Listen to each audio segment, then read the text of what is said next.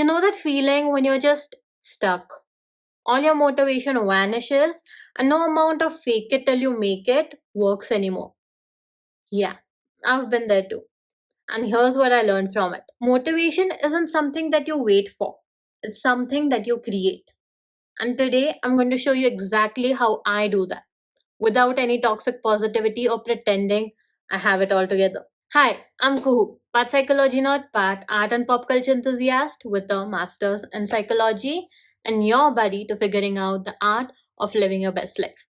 Here, we decode why your brain does what it does and how you can use that knowledge to level up your goals, routines, and mindset. Because mental health isn't about just getting by, it's about creating a life that feels like you. Here on hikuhuverse, we talk about everything from art and pop culture to mindset, lifestyle, and psychology. So, if that's something you're interested in, make sure to like this video and subscribe for more videos like this.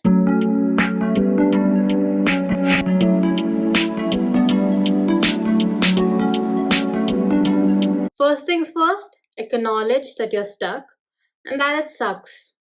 You're allowed to feel like a potato sometimes, and honestly, it might be better to acknowledge your feelings rather than letting them sit and bottling up everything you're feeling. So go ahead, vent it out, cry it out, have your comfort food, cry in the shower, journal it out, whatever works for you. Just ensure that you do it in a healthy manner where you don't end up getting even more angry or feeling down afterwards, and you don't end up hurting yourself or anyone else in the process. You could try mindfulness, journaling, meditation, deep breathing, or even just going for a little walk. The goal is to not suppress our emotions but to let them out in a way that actually helps you. And let's be honest, motivation is a little unreliable. It comes and it goes, but momentum, that's something you can control. So instead of waiting to feel like it to start to work, start with something small. One sentence if you're writing something, 5 minutes if you're working out. Action creates motivation and not the other way around. And this is one thing that has helped me the most. Is the reason I've been able to read a lot of books, because I just start with I'm going to read 5 or 10 pages today, and I sit down with that goal, take out maybe a few minutes in the day, sit down with that goal and get started. Just 5 pages. But slowly you don't even realize when those 5 pages turn into an entire book. This also kind of ties into the next point of redefining success, where instead of looking at success as perfection, what if we try to look at success as progress? Or I'm trying to achieve something huge in just one day, or trying to complete a lot of things in just one day. And that just doesn't work. Those goals not only start feeling unrealistic the moment I write it down, but failure feels inevitable. And then that leads to procrastination or simply not having the motivation to get started.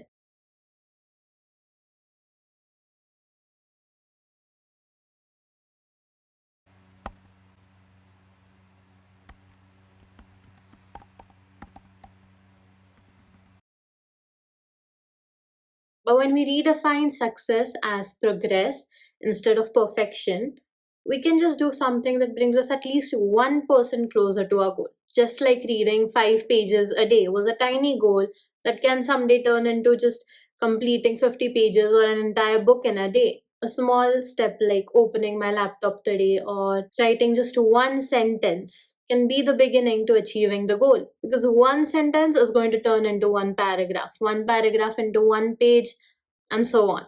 Progress is progress, even if it's slower than a sloth on a treadmill. I've also found that changing my environment can change my energy. It could be simply cleaning your own room or cleaning your study table, or it could be shifting to a different room, going out to a cafe to study or work. Because sometimes it's not you, it's your environment. A cluttered space, the same old routine, these things can drain us. While messy spaces can increase our stress, fresh and organized spaces can help boost our focus. Even if you don't want to move to another room, or if you can't move to another room, you could simply do things like playing some different music, change your playlist, or just step outside in a balcony for 5 minutes. You can also try changing up the lighting in the room. And nature in particular is an amazing stress buster.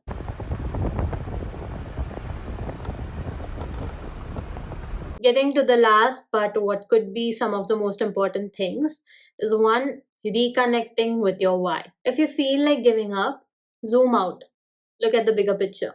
Why did you start? And no, because my mom said so does not count. Dig deeper.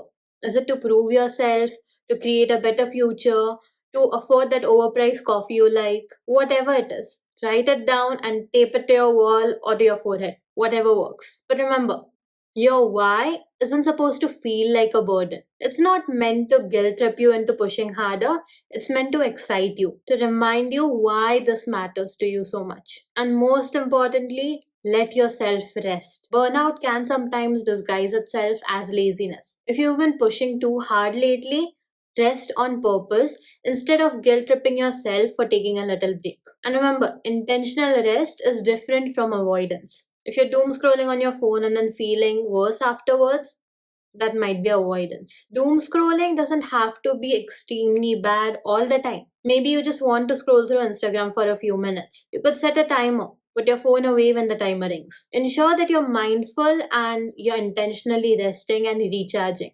It could be for 20 minutes, it could be for an hour, or it could be for a whole day. Do things that would actually refresh you. Journaling, sleeping, going outside, catching up with friends, or even just catching up on a show.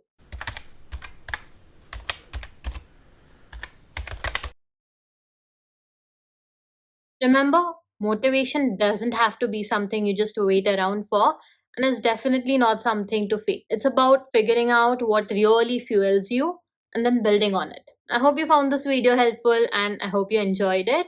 And if you did, make sure you like, share, and subscribe so you don't miss another video. And I hope you have a wonderful day ahead, and I'll see you next week.